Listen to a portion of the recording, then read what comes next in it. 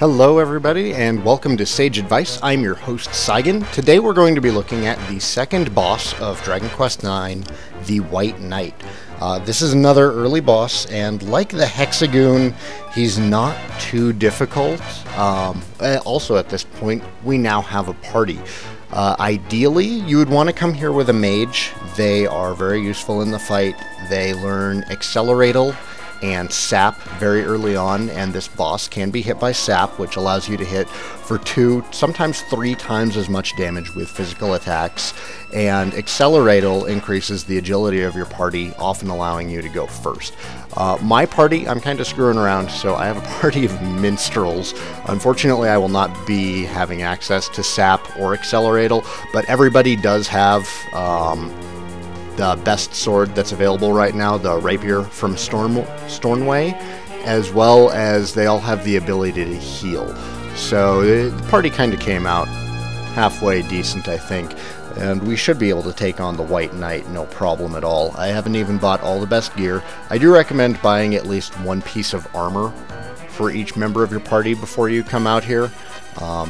If they're going to be a physically attacking character, then get them a good weapon. If they're going to be a mage, then a mage or a priest, then throw them on the back lines and make sure that they have some decent armor, just so they don't get killed by this guy. He only has 3 moves. He's got a regular attack, pretty standard. That's the one that's going to do the most damage, but it only hits a single target. He also has multi-thrust, which is a lance skill that hits, I think, 4 times, and it hits random targets, so usually that damage will be spread out across the party and it's not too bad. His third ability is that he can heal himself. That's not really a big deal. It doesn't heal for much. You should be doing more every round than he can heal for. So let's go ahead and jump into this so you can see his abilities.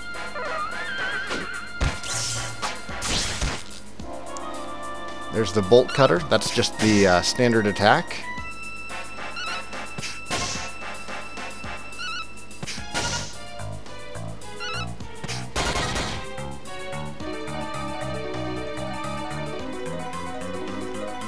If you're coming here with a normal party setup, I'd also say make sure your non-healing party members have some medicinal herbs on them to help out the healers. But as far as this fight is concerned, for me, I'm going to change up the tactics a bit. We're going to have GLaDOS on focusing on healing. Everybody else can just fight wisely. We might lose Chell. I don't think we'll lose Chell. Oh, we're good. Okay.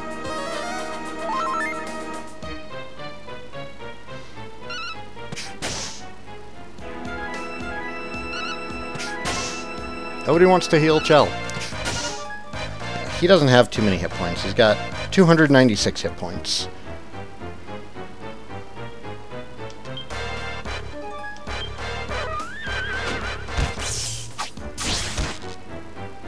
Cutting it close.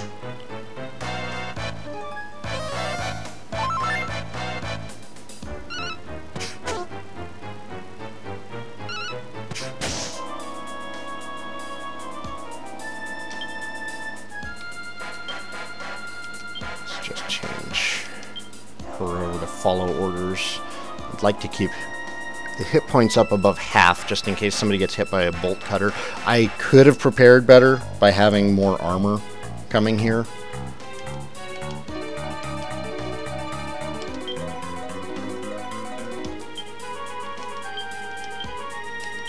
Don't die, Chell. Woo! Close.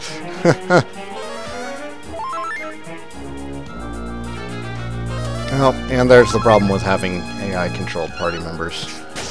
Sometimes they do unnecessary things.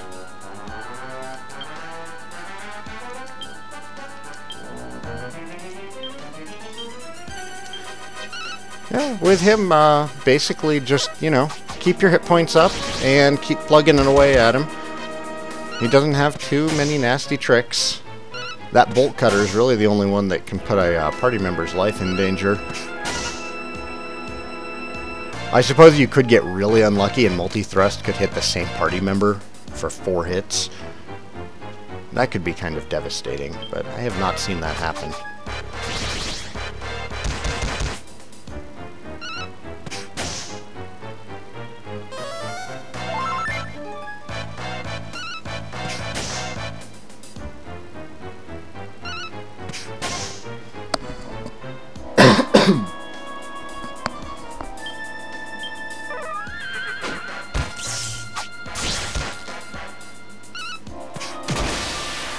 And there we go.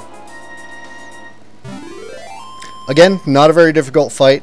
And honestly, I came here pretty ill-prepared. If you're having trouble with him, make sure you have a mage so you can accelerate and cast sap on him twice to drop his defense as low as it will go.